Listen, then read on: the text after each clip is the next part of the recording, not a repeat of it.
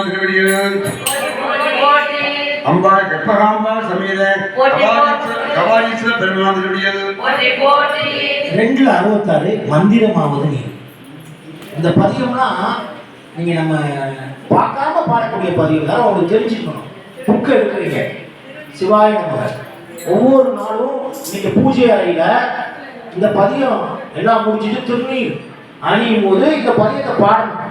சிவாய நமக. என்னாருடைய சிவனே போற்றி, ஆலய முதலே அரசே போற்றி, மந்திரம் வானவன் மேலது மந்திரம்